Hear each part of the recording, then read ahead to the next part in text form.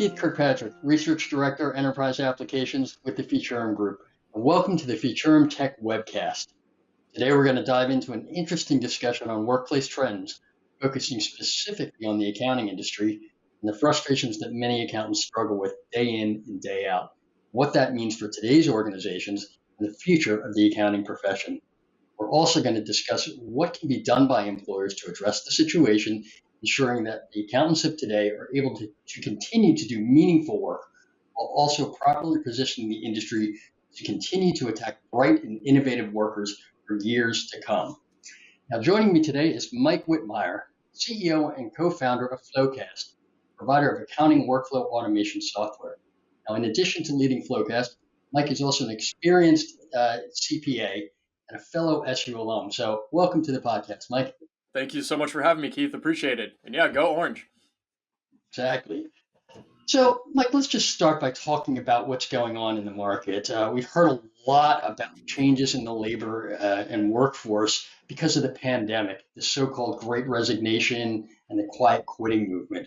We've seen a lot of stories about how there have been shortages in some industries like retail or hospitality. But apparently, the accounting industry has also been hit pretty hard as well. Can you tell me what's going on in the profession?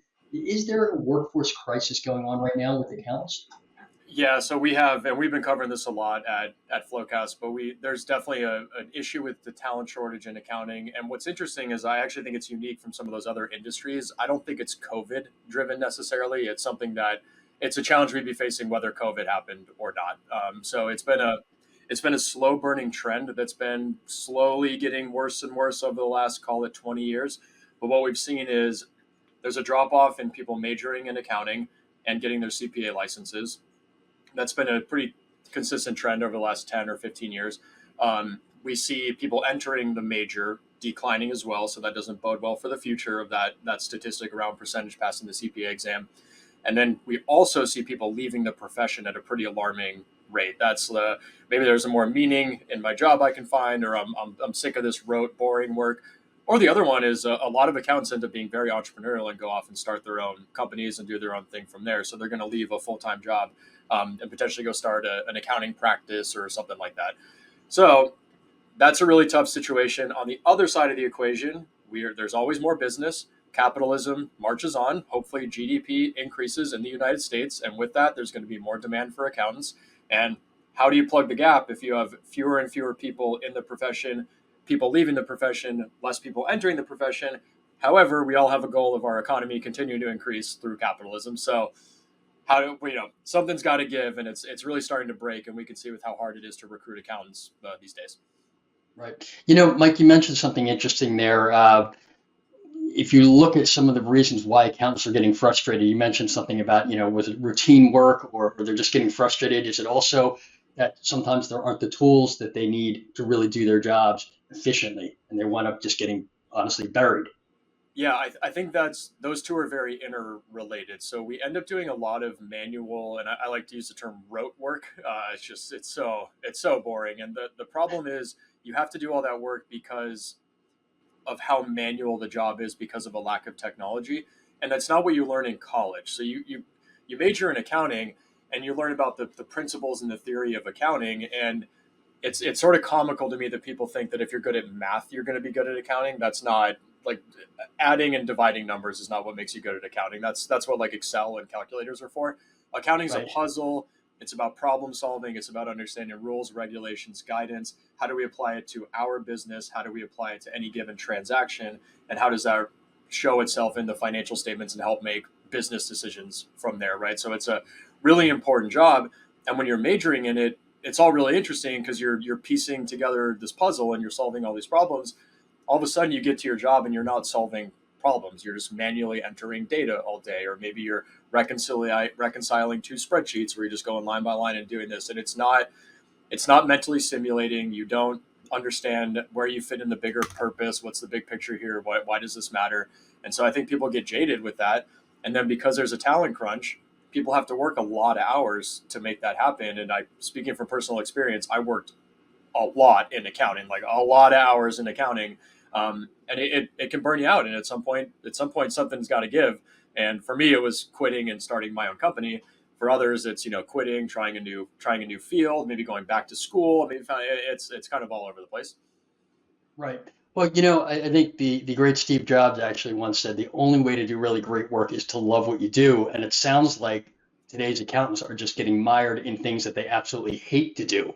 They're not doing strategic work and they need other things to, or like to be doing more fulfilling work. So, what can employers do right now to support their existing employees to help them pull them out of that drudgery of rote work? Well, I'll throw out something a little bit controversial. So, a lot of the reason people major in accounting is for job security and they're going to make money. I think a simple thing we can do to make people feel a little more fulfilled at their job is pay accountants more. This is a thing I'm really realizing is Right. accountants are put simply they're underpaid. And when you look at other professions and inflation adjusted salaries and everything over the last 10 years, no wonder you won't go into accounting. They actually make less money inflation adjusted than they did 10 years ago.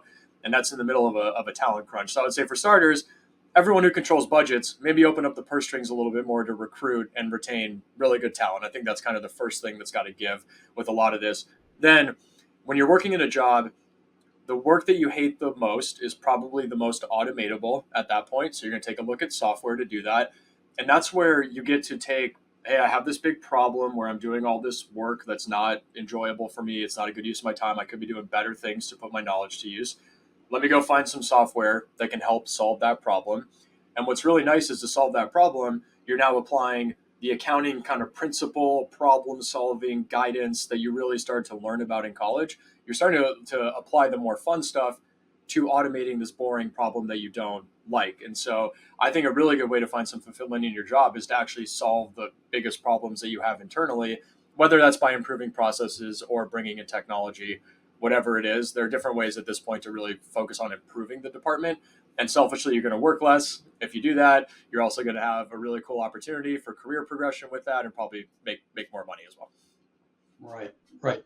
Well, let's talk a little bit about technology and how it can be used. What technology solutions does FloQast bring to the table to really help these organizations?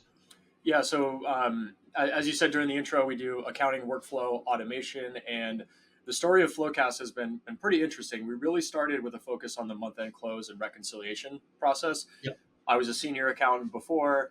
I hated that part of my job. It was so manual, and so I literally was like, "There's got to be a better way to do this."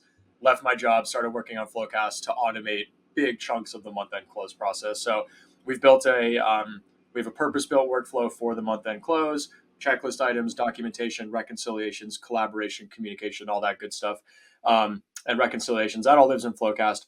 Over time, we've fanned out across more broadly across the workflows that live under the office of the CFO, really. So we're able to help all these different processes that aren't necessarily the close, but they are either upstream from the close, downstream from the close, interact with the close. And that's allowed us to go much broader and really help drive accounting operational excellence across the whole department. And then more recently, we continued looking at like, hey, what's downstream? What makes sense for us to help with from a workflow perspective? And we found a really big need with our clients that our clients have around the compliance world. And so a lot of the information that you need for compliance lives as part of your business processes. The main one being the month end close. And so we're integrating all that and pulling it together and bringing it to one screen for everybody. So yeah, been this evolution over time and will continue to evolve as we build out our platform. But accounting workflow automation and taking a lot of the mundane work off the whole team's plate is what we're focused on. Right, right. It makes a lot of sense. The other thing I wanted to dig into a little bit here is you guys have an integration between FloQast and SAP, right? Mm-hmm. I mean, Yep. it seems that there's a lot going on behind the scenes to really, improve automation and make it a friction-free experience for accountants. Can you talk a little bit about, what the integration really entails and how everyday accountants are actually going to benefit from the combination?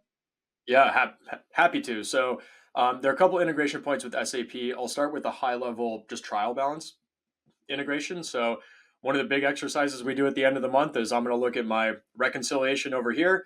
I'm going to see a certain ending balance, call it 10 million bucks. Then I'm going to go to my ERP. I'm going to look at that ending balance inside of my ERP. It's going to say 10 million bucks. And then I'm going to go to my Excel workbook. I'm going to type in TB, which says I agreed this number to my trial balance. And then that's your process. That's how most companies close their books. And that's the end of it. The problem you have is you now have Excel spreadsheet that's disconnected from your ERP. We would all love to be locking down our periods and being perfect about it, but the reality is that doesn't happen in practice. So sometimes somebody might book a journal entry to your account in SAP. You might not be aware of it. Maybe somebody messed up the Excel workbook and that one no longer ties out. So what we do is we integrate with that Excel workbook. We pull over the ending balance. We integrate with SAP and the trial balance. We pull over that ending balance. And so we link those for you dynamically now. So your team will go through that TB exercise. The controller can review it. You're done with it. But then if anything changes after the fact, like those risks that I just mentioned, you get alerted in real time that hey, this number changed, go fix it before the auditors find it, is basically the message to be sent there, right? So that happened to me personally at my job. It's embarrassing to admit, but that exact thing happened to me and the auditors caught it. So that was one of the like main ideas that we wanted to focus on. So that's the highest level. And then when you move into more layers of detail, we pull in transactional information then for different accounts to help with automating the reconciliation process. That a lot of that's going to be around the bank accounts, credit card statements, the high volume transactions like that. But another area is we have a product around variance analysis. So we help our companies with their flux analysis process, which is how much have balances changed period over period, and explaining the fluctuation of those accounts. And then there's our budget to actual product as well, which compares your actual financial statement results against what your FP&A team had budgeted. That requires more of the intense integration work and pulling in that transaction level detail. So you can look through that and say, hey, fixed assets increased by $15 million because we purchased all these laptops for this office in this country or whatever. You get that level of insight around that information. Right. Yeah. Wow. That sounds, like, these integrations really are going to deliver a lot more efficiency, smoother workflows. But I guess one of the other concerns, though, particularly of large organizations, is that they have this just massive amounts of critical and sensitive business data, Mm-hmm. and they're obviously concerned about security, particularly when you're talking about integrating it with other systems. How do you go about protecting that data that is obviously very important and very critical? Yeah, great question and very top of mind for us forever. A little bit of our approach to going to market, I think, would help with some context here. So Sure. when we started the company, I came out of a mid-market accounting department. I helped take the company public. We were growing really quickly, and so we kind of built the product for the needs that I would have selfishly had at my prior company. So mid-sized businesses, which in that area early on, we were able to check the boxes from a security perspective for a lot of companies within that space. So we were very early on making sure we had our SOC reports. We were going through penetration testing with a third party vendor. They were checking our code, all that good stuff. And then as we move up market, every company has another compliance requirement that you have, or another security angle to knock off, and all this kind of stuff. So after 8 years of selling FloQast, we have about 2,500 customers today. We've gone up market and we've been able to meet the security requirements of every single one of our customers at this point. I'm not intelligent enough to go into the nuances of everything we do from a security perspective. I know we have a lot, and there's a whole security engineering team, which, by the way, they're not cheap employees. Whew, so security engineers make good money. If you want to get out of accounting, check out software security engineers. That's a good space to be in. But we have like our actual internal security team that's watching out for the application and making sure there's no bad actors getting into the database. And then we have a really intense compliance function as well that oversees the ISO 2700, the SOC 1, SOC 2, Type 1, Type 2. We go through annual audits around all that. So, I mean, one of the nice things about my background is we were aware of how important audits, security, compliance, all that stuff was starting the company. So we were very early on all these different areas, and yeah, have been unfortunately no issues so far. Right. So basically, that's sort of been baked in with your DNA, essentially, not sort of tacked on as we have to do this, but Yeah, it's kind of, yeah, exactly. Yeah. yeah, I think that's important. I also wanted to talk to you about, I guess you guys have done a study looking at some of the frustrations of accountants. And I think there was a stat in there that I found pretty interesting. They said something like 61% of those that you surveyed said that they doubt they can complete the work that they've been assigned. But even with all that, they still want to take on a more strategic role in the organization. That to me is really striking to me, that you have this group of really motivated people who are just being honestly hamstrung by the rote day-to-day, muck work, essentially. I Yeah, mean, what? no, I completely agree. It's a really, because the strategic work, it can't be a you're doing your day job and this at this point. People are too burnt out.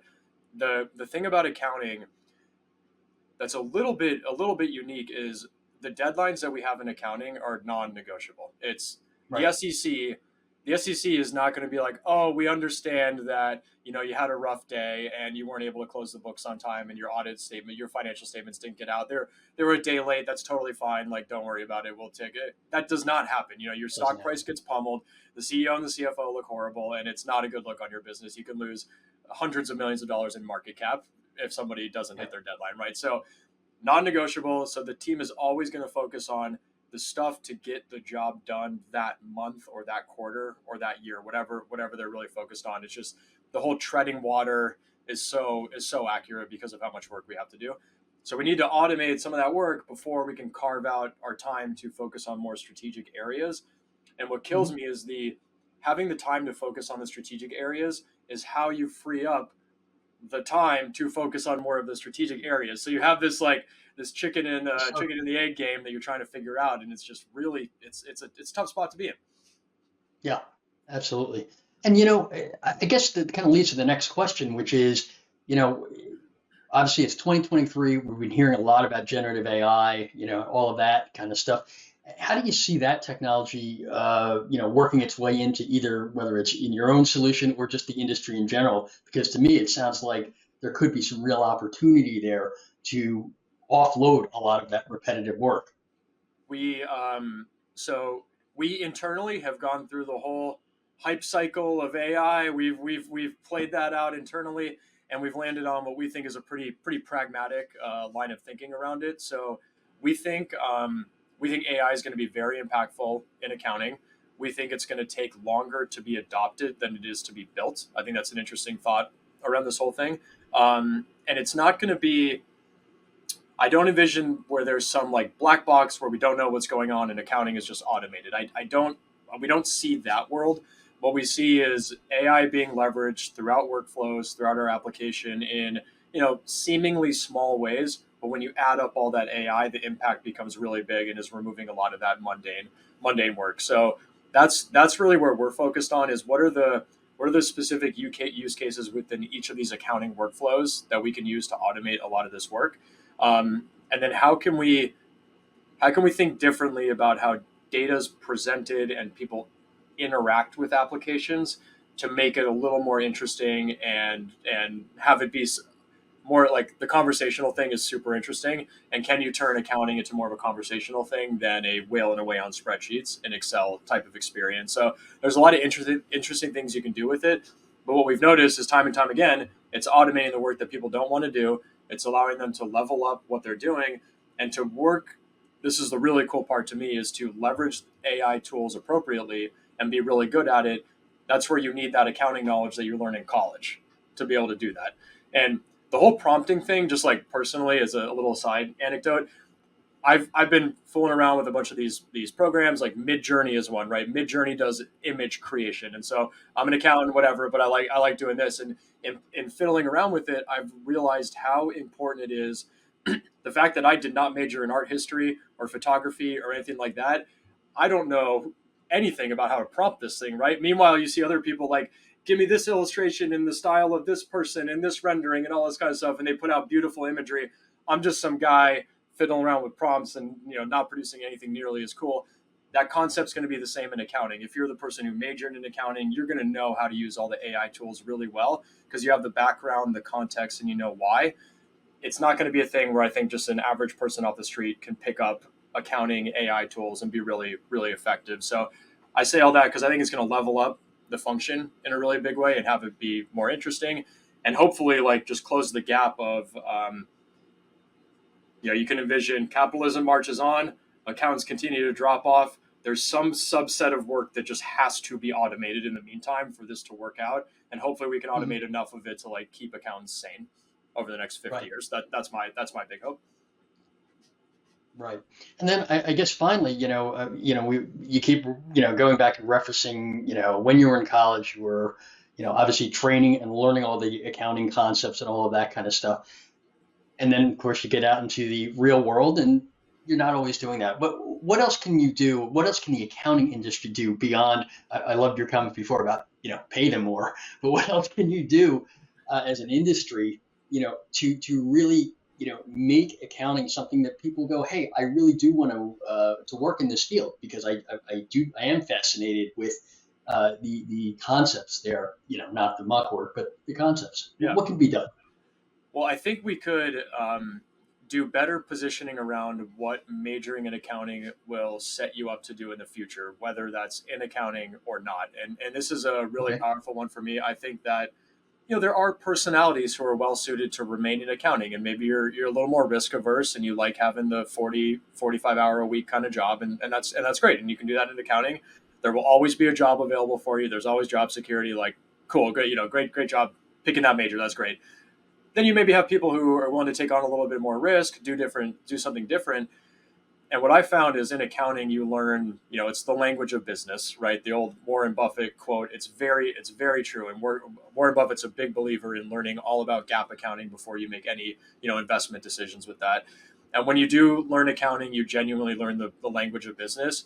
And for me personally, it put me in a much better spot to start a company than I would have had I not done anything in accounting. I found it was very frequent in our first year of starting the company. I would just know something that was coming around the corner for us or something that was happening because I'd been in the space before. And you have employees just like, how'd you know that? Blah, blah. And it's like, oh, because I did that in accounting. It was really interesting how much I would refer back to like, oh, that happened on this audit engagement, or this happened at Cornerstone that 1 month and we did that. So it was really cool to see that accounting knowledge genuinely play into FloQast and like just the entrepreneur side of FloQast, not we build products for accountants. Like that's really important, but the actual starting a company side of it was super helpful regardless of what type of business you're starting. It's great to have that as a foundation. So if we could pitch that a little bit more, rather than, I feel like the pitch you get today is go to audit, you can become a partner, and there you go. There's not much talk around the other options that you have coming out of when you major in accounting, whether it's going private or different things like that. So I think a better job pitching career opportunities would help, in addition to paying more. Yeah. Because the cold-blooded reality is students are very good at looking at how much student debt am I going to take on, how much money, they have access to Reddit, they have access to Glassdoor, they can read all about what it's going to be like entering these professions and how much money they're going to make. So they're just a lot of them are doing cold-blooded math and just being like, this one pays more, I will pay student debt down this much faster, as such I'm going to do this job. And you can't blame anyone for doing that in this day and age, right? Right. Absolutely.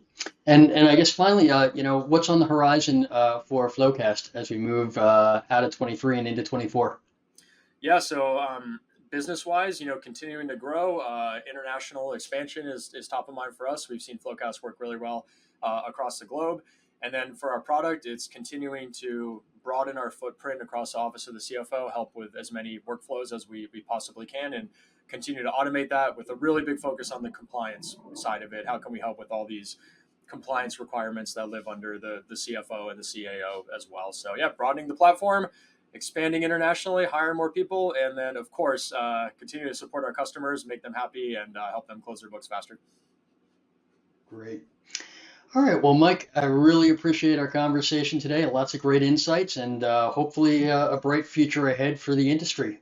Yes, I hope so. I hope so as well, and we'll do everything in our power to make it happen. Great. All right. Thanks for having me on, Keith. I really appreciate it. Okay. Thank you. All right. I'd like to thank everybody for joining me today on the Futurum Tech Webcast. And I'd like to thank again my guest, Mike Whitmire, CEO and co-founder of FloQast. Thanks to everyone for tuning in. Be sure to subscribe, rate, and review the podcast on your preferred platform. Thanks very much, and we'll see you soon.